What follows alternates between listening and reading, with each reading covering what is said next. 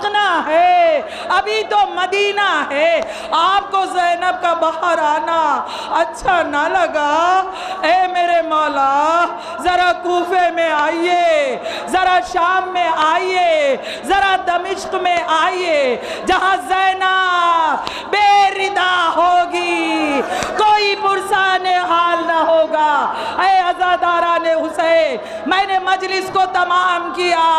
आज खानवादे रिसालत में जनाज़े ज़हरा उठ रहा है।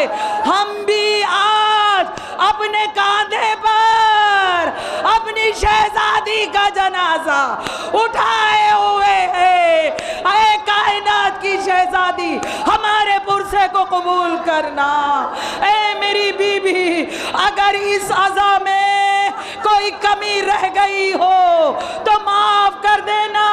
अगले साल इस अज़ा खाने में फिर मेहमान होना।